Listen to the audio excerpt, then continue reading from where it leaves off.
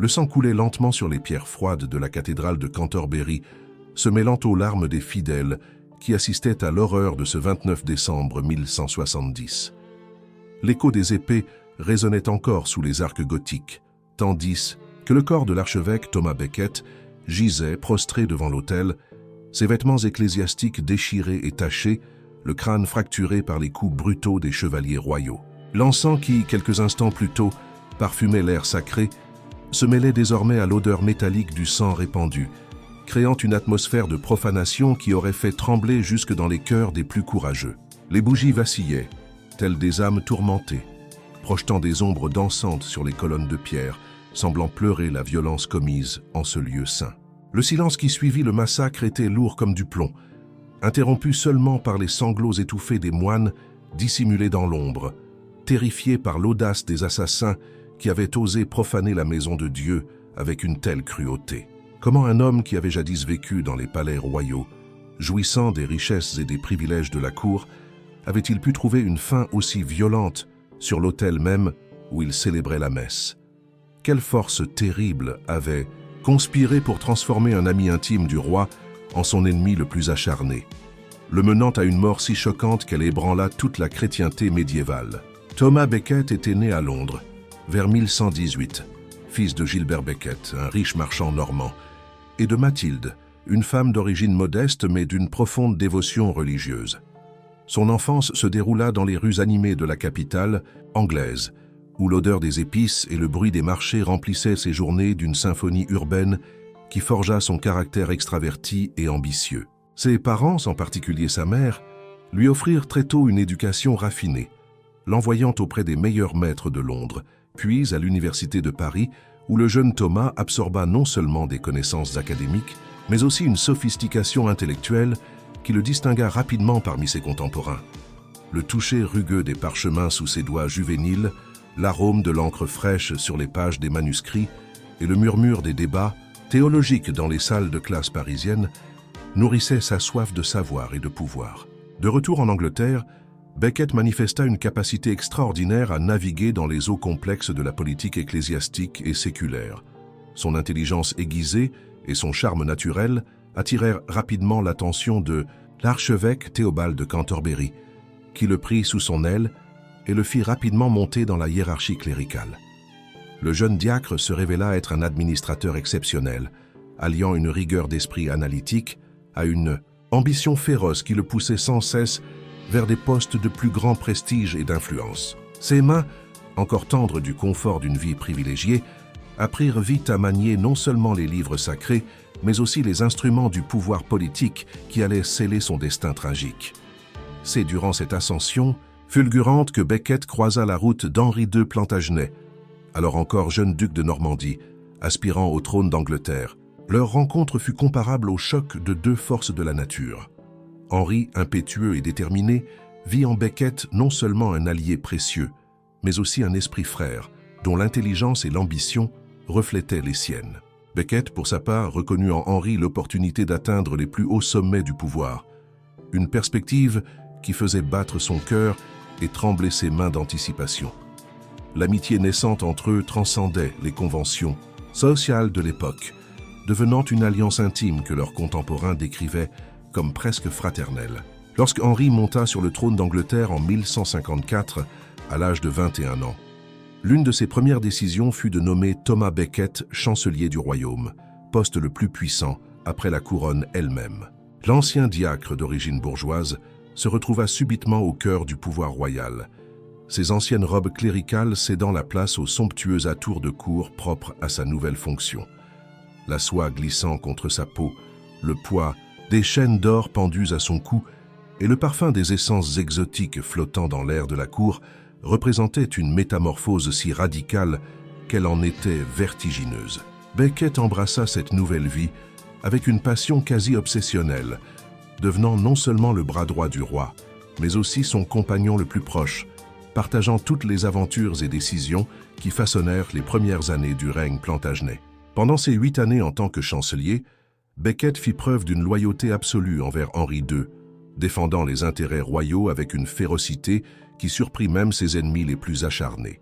Il commanda des armées lors de campagne militaire, négocia des traités diplomatiques avec une habileté rivalisant celle des meilleurs ambassadeurs, et géra les finances royales avec une efficacité qui apporta une prospérité sans précédent au royaume.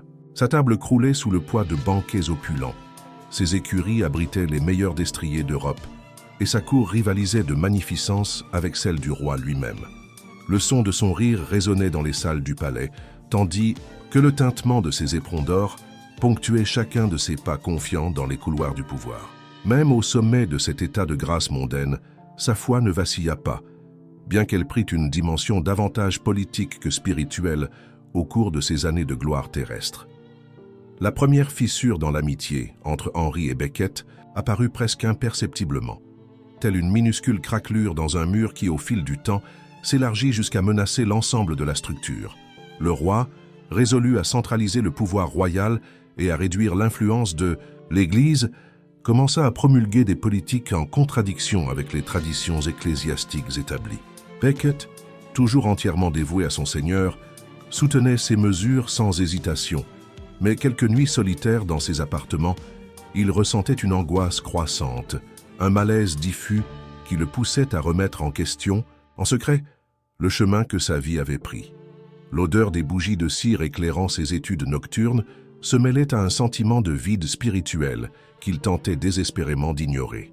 En 1162, lorsque l'archevêque Théobald mourut, Henri II vit l'occasion idéale de consolider son emprise sur l'Église d'Angleterre. Son choix fut évident, nommer son fidèle ami et chancelier, Thomas Becket, à la tête de la hiérarchie ecclésiastique anglaise. La décision suscita surprise et même choc chez beaucoup de contemporains, qui voyaient en Becket davantage un courtisan mondain qu'un homme véritablement religieux. Le propre Becket hésita à accepter cette proposition, murmurant au roi des paroles prophétiques qui allèrent se révéler terriblement exactes. « Si tu fais de moi archevêque, tu sauras bientôt que nous ne pourrons plus être amis comme avant. » Henri, confiant en sa capacité à contrôler son protégé, ignora cet avertissement, l'interprétant comme une fausse modestie. La transformation de Becket après sa consécration en tant qu'archevêque de Cantorbéry fut aussi radicale que soudaine, surprenant ceux qui le connaissaient.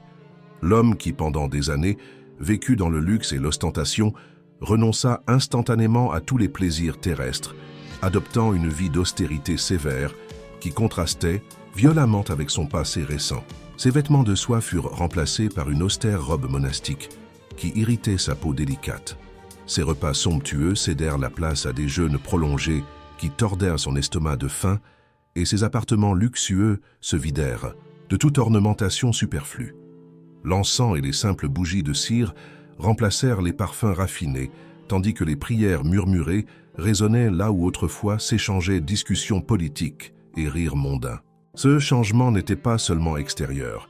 Quelque chose de profond s'était éveillé dans l'âme de Becket, une conscience spirituelle qui sommeillait depuis des années d'ambition séculière. Il commença à porter un cilice sous ses vêtements. Ses poils durs irritaient constamment sa peau, rappel physique de sa nouvelle vocation.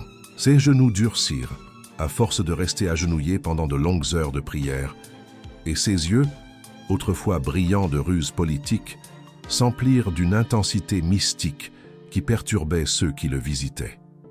L'homme, qui autrefois chassait avec les faucons royaux, passait désormais des heures en méditation silencieuse, ses doigts glissant sur les grains de son rosaire avec une dévotion qui impressionnait même les moines les plus pieux de Cantorbéry. Henri II observait cette métamorphose avec un mélange grandissant d'irritation et d'incrédulité. L'ami intime qu'il avait élevé à l'archevêché en espérant y trouver un allié indéfectible était devenu un étranger, un homme dont la première fidélité n'était plus au roi, mais à Dieu. Les tensions commencèrent à émerger presque immédiatement, alors que Becket adoptait des positions de plus en plus inflexibles pour défendre les droits et privilèges ecclésiastiques.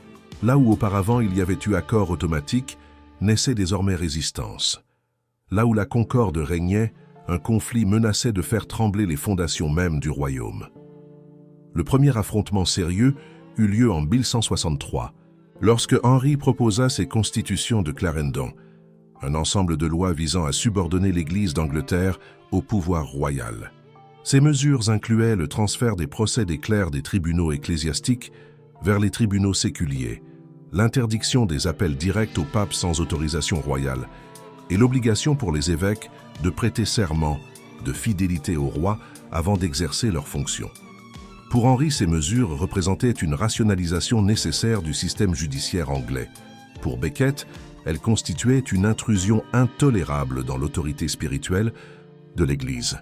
L'archevêque, dont les mains jusqu'alors tremblaient d'enthousiasme, trembla désormais de rage contenue en refusant catégoriquement d'accepter les constitutions, marquant ainsi la première étape sur le chemin menant à la tragédie finale. Le conflit s'intensifia rapidement, alimenté à la fois par l'obstination royale et l'intransigeance grandissante de l'épiscopat. Henri, habitué à l'obéissance automatique de son ancien chancelier, interprétait la résistance de Becket comme une trahison personnelle, une ingratitude intolérable de la part de celui qu'il avait élevé des couches moyennes de la société jusqu'au sommet du pouvoir. Becket, quant à lui, voyait dans cette pression royale une tentative de corrompre son âme et de compromettre sa mission divine, une perspective qui l'emplissait d'une détermination de fer que ses adversaires sous-estimaient dangereusement. La tension, âcre comme une brume toxique, flottait sur la cour, empoisonnant des relations autrefois harmonieuses. Les entretiens entre le roi et l'archevêque devinrent de véritables confrontations, chargées de sous-entendus et de menaces voilées. La salle où résonnaient jadis des conversations amicales résonnait désormais de voix hautes et d'accusations mutuelles. Henri, le visage rougi par la colère, gesticulait violemment en exposant ses exigences, le bruit de ses poings frappant la table résonnant comme des coups de tonnerre. Becket, pâle mais résolu, demeurait immobile, tel un monument de marbre, ses yeux fixés sur un point au-delà du roi, comme s'il contemplait une réalité invisible aux autres présents. Le contraste entre la fureur royale et la sérénité épiscopale créait une tension palpable qui faisait transpirer de nervosité les courtisans vêtus de leurs habits élégants. En octobre 1164, la situation atteignit un point critique lors du concile de Northampton.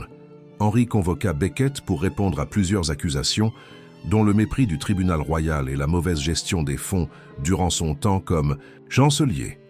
L'archevêque, comprenant qu'il s'agissait d'un piège politique destiné à le détruire, se présenta au concile portant fièrement sa croix archiépiscopale, un geste symbolique qui ne passa pas inaperçu. Le poids de la croix d'argent dans ses mains tremblantes lui servait de rappel physique de son autorité spirituelle, tandis que son autorité temporelle se faisait méthodiquement démanteler par les attaques royales. L'atmosphère dans la grande salle de Northampton était suffocante, emplie de tensions qui crépitaient comme l'électricité avant une tempête. Les barons et évêques présents murmuraient nerveusement entre eux, leurs visages reflétant l'anxiété générée par cet affrontement épique qui se déroulait sous leurs yeux. L'odeur de la peur se mêlait aux effluves de cuir et de laine des habits nobles, créant un parfum âcre qui saturait l'air. Becket, seul dans sa dignité épiscopale, affrontait une assemblée hostile avec un courage qui impressionnait même ses ennemis les plus farouches. Son corps frêle irradiant, une force spirituelle semblant émaner d'une source surnaturelle. Quand il devint évident qu'il serait condamné quelle que fût sa défense, Becket fit un geste qui choqua tous les présents. Il se leva brusquement, déclara son refus d'être jugé par une cour séculière et quitta le concile. Sa croix, archiépiscopale brillant sous la lueur des torches, tandis qu'il s'avançait d'un pas résolu vers la porte. Le bruit de ses pas résonna dans la salle silencieuse comme une sentence de mort, chaque pas marquant son passage définitif de courtisan royal à martyr potentiel. Ce que le monde tenta d'effacer devint éternel en ce moment de rupture irréversible. Dans les semaines qui suivirent le concile de Northampton, Becket vécut comme un fugitif sur sa propre terre. Se cachant dans des monastères et chez des alliés fidèles, il ressentit pour la première fois la sensation viscérale de la peur permanente. Les bruits de chevaux galopant au loin faisaient battre son cœur à tout rompre, tandis que chaque ombre imprévue pouvait dissimuler un assassin royal. Ses vêtements, autrefois impeccables, commencèrent à montrer des signes de fatigue, et son visage, jadis rougi par la vie aisée, s'éclaircit jusqu'à prendre une pâleur cadavérique, reflet de celui qui vit sous la menace constante. L'odeur de la peur âcre et métallique devint sa compagne quotidienne, imprégnant ses prières nocturnes d'une urgence désespérée. La fuite vers la France, en novembre 1164, marqua le début de l'exil le plus dramatique de l'histoire. médiévale anglaise.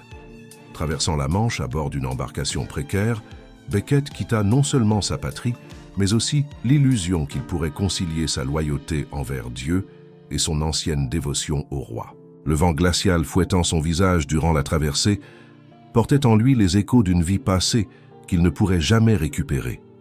Les vagues frappant la coque du bateau résonnaient comme des lamentations funèbres, présageant les années de souffrance qui l'attendaient en terre étrangère. En France, Becket trouva refuge à l'abbaye de Pontigny, un monastère cistercien où la vie austère s'accordait parfaitement avec sa nouvelle vocation spirituelle. Les 6 années d'exil qui suivirent furent pour lui une période de transformation intérieure profonde, au cours de laquelle l'ancien courtisan se mua peu à peu en un saint en devenir. Le froid humide des cellules monastiques pénétrait ses os, tandis que le régime spartiate de pain, d'eau et de légumes affaiblissait visiblement son corps, le rendant plus frêle que jamais. Bien que son corps fût fragile, son âme, elle, était déjà éternelle, fortifiée par les jeûnes prolongés et les veilles nocturnes passées en prières ferventes. Durant son exil, Becket instituait une routine de pénitence qui impressionnait même les moines les plus rigoureux de Pontigny. Il se levait avant l'aube pour prier seul dans la chapelle gelée, ses genoux écorchés pressés contre les pierres froides du sol, tandis que ses prières montaient, telles de l'encens, vers le ciel. Le cilice qu'il portait constamment sous ses vêtements était devenu une seconde peau, ses poils rugueux créant des blessures qui ne cicatrisaient jamais tout à fait, lui rappelant constamment sa vocation sacrificielle. À mesure que les mois se transformaient en années, son corps reflétait de plus en plus sa lutte spirituelle, devenant une métaphore vivante de la force de sa foi. Les nouvelles arrivant d'Angleterre étaient invariablement décourageantes. Henri II avait confisqué toutes les propriétés de Cantorbéry, exilé la famille et les alliés de Becket et nommé des laïcs pour diriger l'archidiocèse. La cathédrale qui jadis résonnait des prières de l'archevêque n'accueillait plus que les pas des fonctionnaires royaux, tandis que le siège épiscopal restait symboliquement vide, rappel constant de l'absence de son légitime occupe. Le roi, consumé par une colère qui semblait croître chaque jour, avait transformé l'affaire Becket en une obsession personnelle dominatrice, empoisonnant ses décisions politiques. Pendant ces années d'exil, Becket entretenait une correspondance abondante avec ses alliés à travers l'Europe, ses lettres révélant une clarté spirituelle née de la souffrance. Ces mots, tracés d'une plume tremblante à cause du froid constant de Pontigny, portaient une autorité spirituelle contrastant avec la faiblesse physique de leur auteur.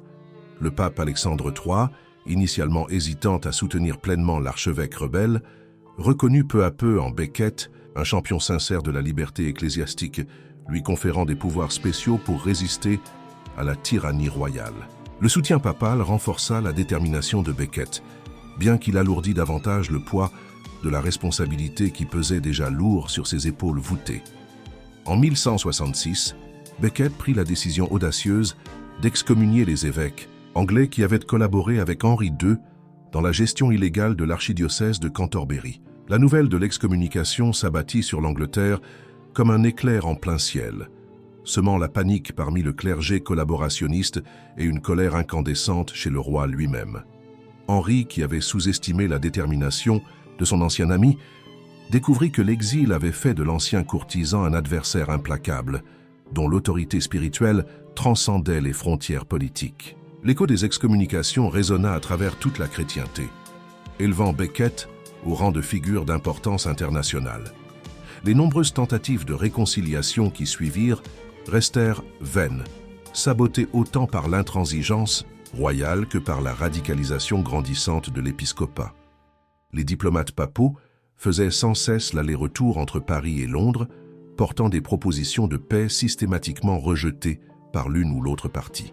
Becket, fortifié par ses années de pénitence et de prière, était désormais inflexible sur les questions qu'il considérait fondamentales pour la liberté de l'Église, tandis qu'Henri, sous la pression des barons voyant toute concession à l'archevêque comme une humiliation inacceptable, demeurait également rigide. L'impasse semblait condamnée à durer indéfiniment jusqu'à ce que des événements externes forcent une résolution dramatique. En 1170, la pression politique et diplomatique conduisit enfin à une réconciliation apparente entre le roi et l'archevêque. L'accord négocié par des intermédiaires français prévoyait le retour de Becket en Angleterre, en échange d'une amnistie générale et de la restitution des biens de Cantorbéry. Cependant, les deux hommes abordèrent cette réconciliation avec une profonde réserve. Henri espérait que l'exil aurait brisé la résistance de Becket, tandis que l'archevêque revenait résolu à reprendre son autorité ecclésiastique sans compromettre les principes pour lesquels il avait tant souffert. La rencontre de réconciliation, organisée sous le regard superficiel de tous, n'était qu'une mise en scène qui dupait les observateurs les moins avertis. Le retour de Becket en Angleterre en décembre 1170 fut un événement chargé de symbolisme et de tension. Après 6 années d'exil, l'archevêque posa de nouveau le pied sur le sol anglais. Métamorphosé, son corps meurtri, mais sa détermination renforcée par l'épreuve. La foule rassemblée pour l'accueillir à Douvres était composée principalement de paysans et de clercs mineurs, car les grands barons et évêques restaient volontairement à l'écart, craignant de mécontenter le roi. L'odeur salée de la mer se mêlait à l'arôme d'encens qui semblait émaner naturellement de la présence de Becket, créant une atmosphère presque mystique qui impressionna profondément les témoins. Le trajet de Douvres à Cantorbéry fut une procession triomphale qui alarma les agents royaux suivant secrètement la délégation. Les paysans émergèrent de leurs chaumières pour toucher les vêtements de l'archevêque, croyant que sa présence apportait une bénédiction après des années d'absentéisme épiscopal. Becket, monté sur une simple mule en contraste avec les splendides destriers d'antan, irradiait une dignité transcendante qui contrastait avec son apparence physique délabrée. Ses yeux, creusés par les jeûnes prolongés, brillaient d'une lumière intérieure que les spectateurs interprétaient comme un signe de sainteté et de miracle potentiel. Malgré sa condition affaiblie, sa foi ne vacillait pas, se manifestant désormais comme une présence presque tangible accompagnant chacun de ses pas. L'arrivée à Cantorbéry fut un moment d'émotion intense pour l'archevêque qui avait passé tant d'années à rêver de ce retour. La cathédrale, bien que demeurée intacte physiquement, portait les cicatrices invisibles d'années d'administration laïque. Ses pierres semblaient pleurer l'absence d'un leadership spirituel authentique. Becket s'agenouilla devant le maître-autel, ses larmes tombant silencieusement sur les dalles qui allaient bientôt être le théâtre de sa tragédie finale. Le son de ses prières résonnait dans les nefs vides comme un lamento prophétique, tandis que seuls quelques moines courageux sortaient des ténèbres pour rejoindre leur archevêque depuis si longtemps absent. Cependant, la réconciliation superficielle s'effondra rapidement face aux réalités politiques. Becket, loin de revenir en homme brisé par l'exil, reprit immédiatement ses anciennes fonctions avec une détermination qui surprit et alarmèrent la cour. L'une de ses premières actions fut d'excommunier les évêques ayant participé au couronnement du fils d'Henri II durant son absence, acte qu'il considérait comme une violation flagrante des droits de Cantorbéry. La nouvelle de cette excommunication parvint au roi, alors qu'il passait Noël en Normandie. Ce fut pour lui une gifle publique qu'il ne pouvait ignorer ni pardonner. Henri II, informé de l'excommunication, entra dans l'une de ces fameuses colères plantagenettes qui semèrent l'effroi dans sa cour. Son visage devint aussi rouge que le sang, ses mains tremblaient sous l'effet d'une rage contenue, et ses paroles jaillissaient en flots d'insultes et de menaces qui contraignirent les courtisans présents à reculer, terrifiés. C'est à ce moment de colère aveugle qu'il prononça les mots fatidiques scellant le destin de son ancien ami.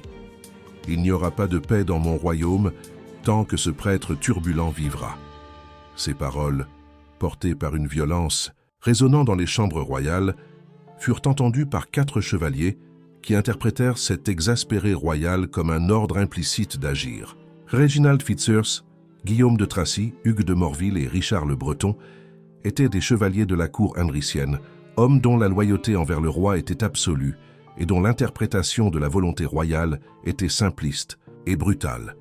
Entendant les paroles d'Henri comme un commandement explicite, ils s'en allèrent clandestinement vers l'Angleterre, déterminés à régler définitivement le problème Becket qui tourmentait tant leur seigneur.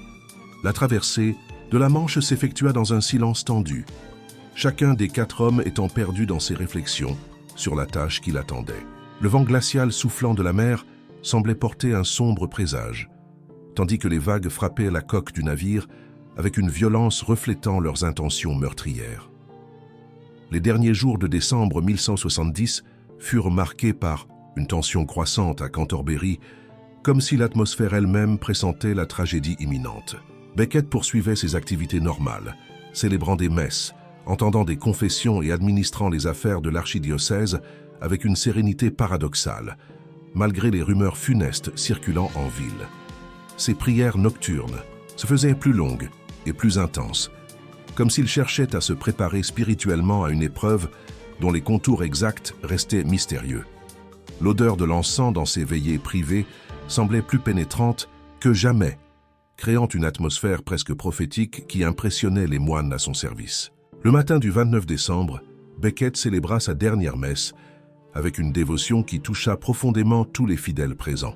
Ses mains, en élevant l'hostie consacrée, tremblaient légèrement, non pas de peur, mais d'une émotion spirituelle transcendant les préoccupations terrestres.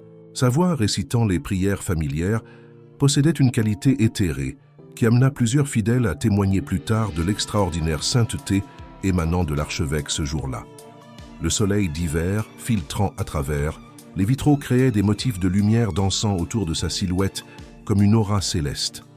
Les 4 chevaliers arrivèrent à Cantorbéry vers midi, leurs chevaux couverts d'écume après la cavalcade effrénée depuis la côte. Leurs visages, durs et résolus, ne laissaient transparaître ni hésitation ni remords à l'idée de l'acte qu'ils allaient commettre. Ils se dirigèrent d'abord vers le palais archiépiscopal, exigeant audience avec Becket, leur voix, rauque résonnant dans les couloirs, faisant reculer effrayés les serviteurs. Le choc des épées cognant contre leurs armures, le grincement du cuir de leurs harnais et le cliquetis métallique de leurs éperons composaient une sinistre symphonie annonçant la violence imminente. Le face-à-face au palais fut bref mais intense. Les chevaliers exposèrent leurs exigences avec une brutalité implacable.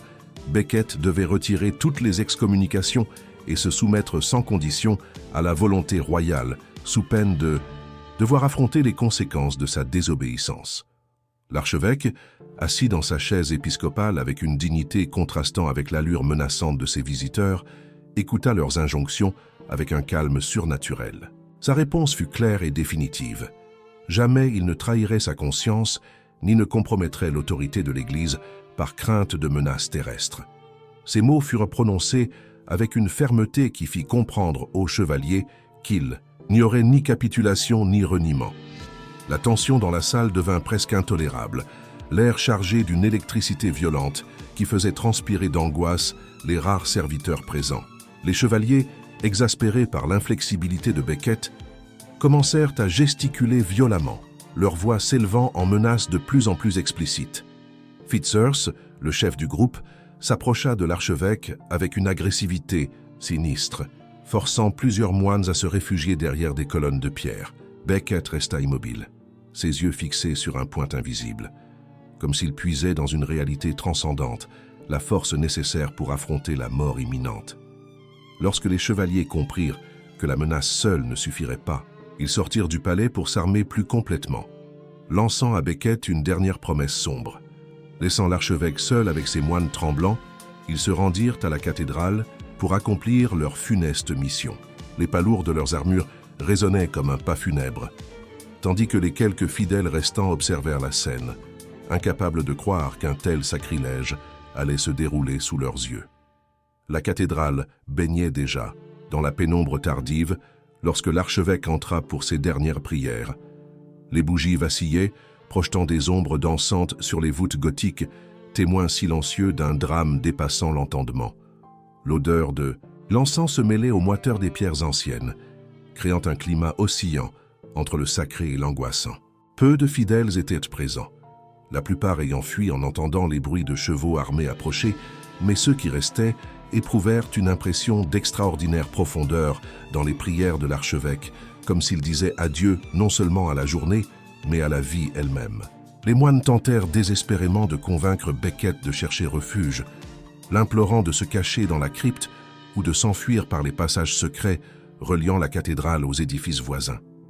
Leurs voix chuchotées étaient empreintes d'une urgence croissante, tandis que leurs regards scrutaient nerveusement les portes, s'attendant à tout moment à voir surgir les silhouettes menaçantes des chevaliers.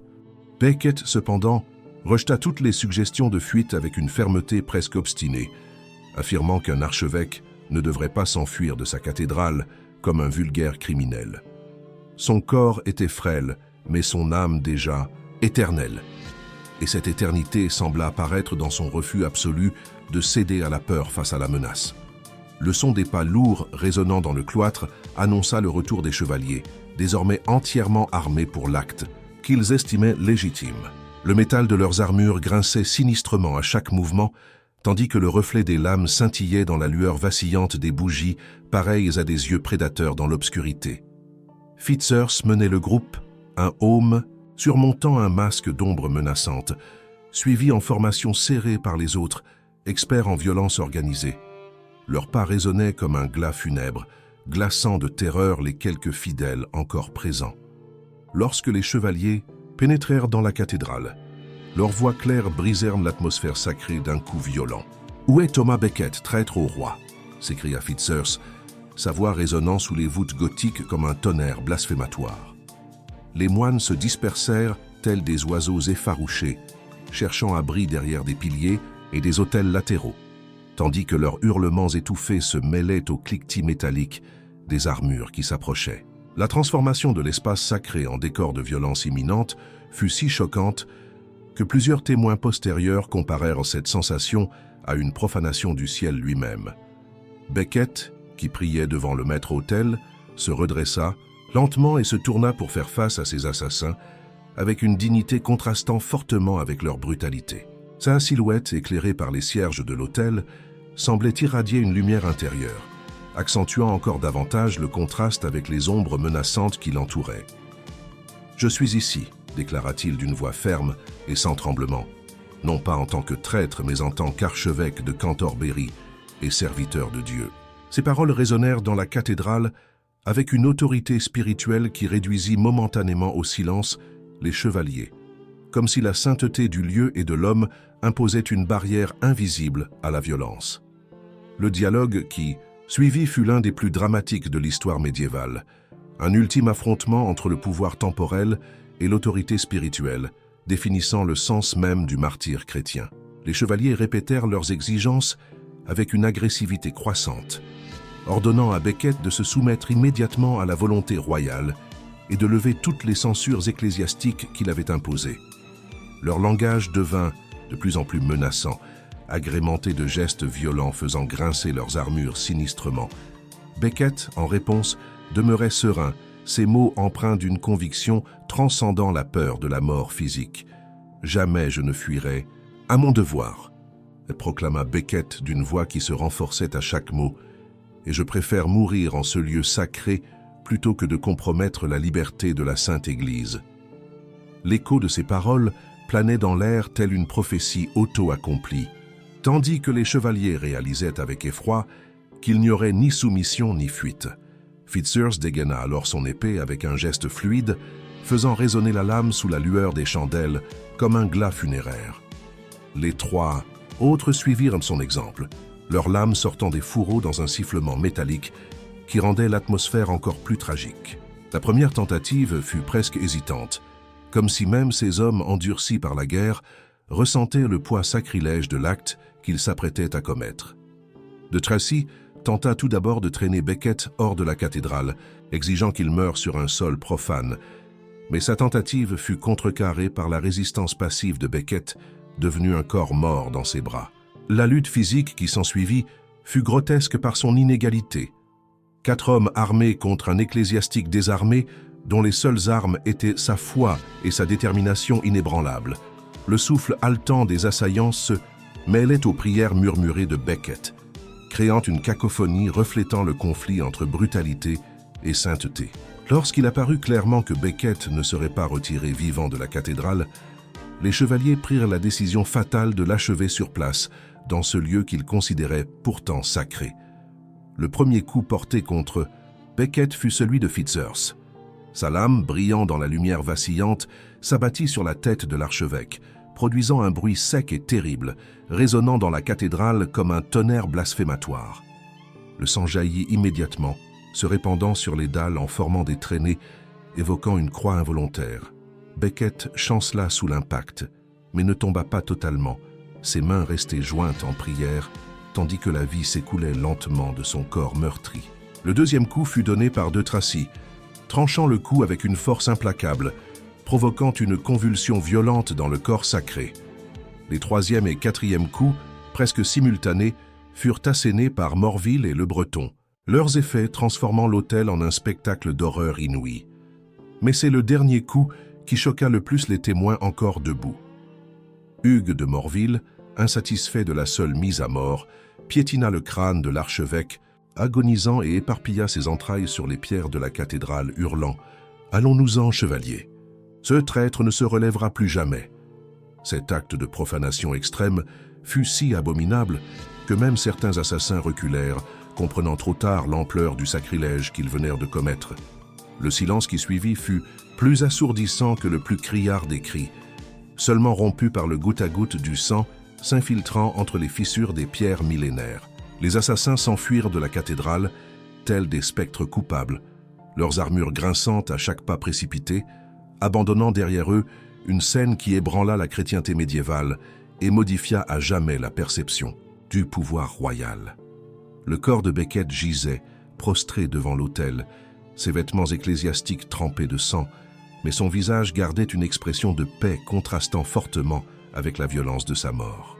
Même dans la mort, sa dignité épiscopale demeurait intacte, comme si son âme avait transcendé la brutalité physique infligée à son corps. Les premiers à s'approcher du corps furent les moines, qui s'étaient cachés pendant l'attaque, leur visage pâle mêlant horreur et vénération. D'un geste tremblant, ils commencèrent à nettoyer le sang maculant les pierres sacrées, leurs mouvements révérant la cathédrale dans un rituel de purification. L'odeur métallique, du sang mêlé à celle de l'encens encore fumant dans les encensoirs, créait une fragrance unique que de nombreux témoins ultérieurs décriraient comme surnaturelle. À mesure que la nouvelle du martyre se répandait dans la ville, des foules se formèrent devant la cathédrale, leurs lamentations et prières tissant une lamentation qui résonnait dans les ruelles de Cantorbéry. La transformation de Becket, de prélat controversé en martyr vénéré, fut quasi instantanée. Avant même que son corps fût officiellement enseveli, des récits de miracles commencèrent à circuler parmi les fidèles qui avaient touché ses vêtements ensanglantés ou prié en sa présence. Le sang ayant souillé les pierres de la cathédrale devint une relique sacrée, des pèlerins en récupérant de petites parcelles pour en faire des talismans. L'eau utilisée pour laver le lieu de son martyre acquit des propriétés curatives, selon la croyance populaire, distribuée en petits flacons devenus objets de vénération dans toute l'Europe. Henri II, informé de l'assassinat, fut saisi d'une agonie allant au-delà du simple remords politique, touchant les profondeurs mêmes de son âme tourmentée. L'homme qui avait créé les conditions du martyre réalisa qu'il avait involontairement élevé un saint dont le pouvoir spirituel éclipserait à jamais son autorité temporelle. Ses nuits devinrent tentées par des cauchemars, où le visage ensanglanté de Becket l'accusait dans un silence assourdissant, tandis que ses jours se déroulaient sous le joug d'une culpabilité que rien de public ne parviendrait à effacer. Le poids de la responsabilité du martyr devint un fardeau qu'il porterait jusqu'à son propre lit de mort. La canonisation de Thomas Becket par le pape Alexandre III en 1173, seulement 3 ans après sa mort, fut l'une des plus rapides de l'histoire de l'Église médiévale. Les miracles attribués au nouveau saint se multiplièrent rapidement, faisant de Cantorbéry l'une des destinations de pèlerinage les plus importantes d'Angleterre et de toute l'Europe. Le tombeau où reposaient ces reliques devint un sanctuaire somptueusement décoré d'or et de pierres précieuses, offertes par des rois repentis et des fidèles reconnaissants. L'encens et les cierges perpétuels imprégnaient l'air alentour, créant une atmosphère de sainteté qui impressionnait profondément chaque visiteur. Les 4 chevaliers assassins découvrirent que leur loyauté envers le roi s'était muée en une malédiction visant à les hanter pour le reste de leur vie. Excommuniés par l'Église et rejetés par la société, ils devinrent des parias dont seul un pèlerinage pénitentiel en Terre Sainte pouvait espérer offrir la moindre rédemption. Fitzurse mourut en cours de route, emporté par une fièvre que beaucoup y virent la justice divine. Les 3 autres passèrent plusieurs années à vivre comme mendiants pénitents avant de disparaître dans l'anonymat loin de leur terre natale. Leurs noms devinrent synonymes de trahison et de sacrilège, un sombre rappel des conséquences de la violence portée contre le sacré. L'histoire de Thomas Becket transcenda rapidement les frontières politiques et religieuses de son époque pour devenir un symbole universel de la lutte entre la conscience individuelle et le pouvoir établi. Sa transformation de courtisan mondain en martyr chrétien captiva l'imaginaire médiéval, inspirant de nombreuses œuvres d'art, de littérature et de musique célébrant son ultime sacrifice.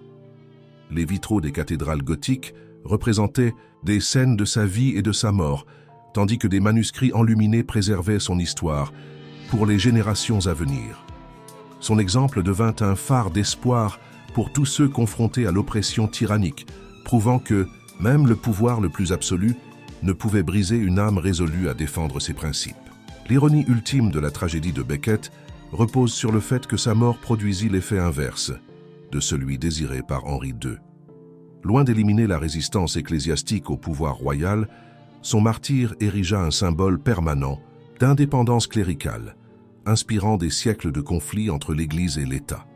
La mémoire de Becket devint plus puissante que sa présence physique ne l'avait jamais été, son influence spirituelle s'étendant bien au-delà des frontières de l'Angleterre, pour toucher la chrétienté tout entière. Ce que le monde avait voulu effacer devint éternel, transformant un moment de violence brutale en une source permanente d'inspiration spirituelle.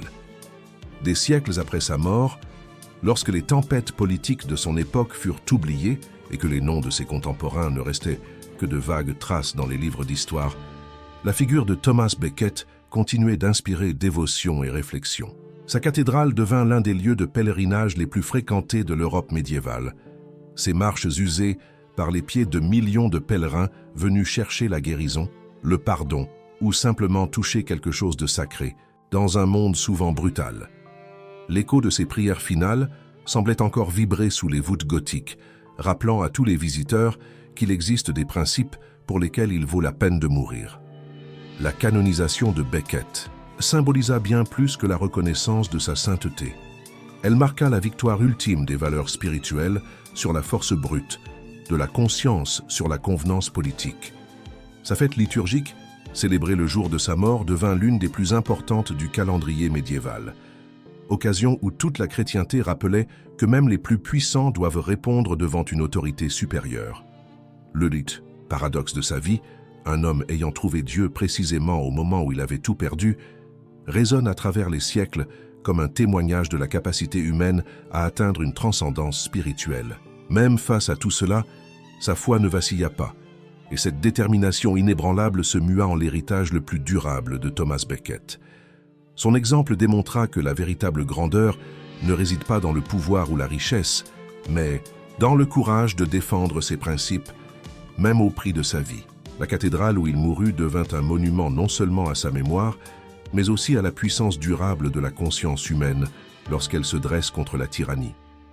Son corps était fragile, mais son âme déjà éternelle, et cette éternité se manifesta en transformant un moment d'horreur en une source inépuisable d'inspiration spirituelle qui continue de toucher les cœurs humains à travers les siècles. Ce que le monde avait tenté d'effacer devint éternel, et la lumière émanant de ces pierres ensanglantées de Cantorbéry continue de briller comme un phare d'espoir pour tous ceux confrontés au dilemme entre la convenance et la conscience, entre la sécurité temporelle et l'intégrité spirituelle. La terrible tragédie de saint Thomas Becket s'est transformée, par le mystère de la grâce divine, en la victoire glorieuse d'un homme qui préféra mourir en martyr plutôt que de vivre en lâche, léguant à l'humanité un exemple inaltérable de courage moral transcendant le temps, le lieu et les circonstances.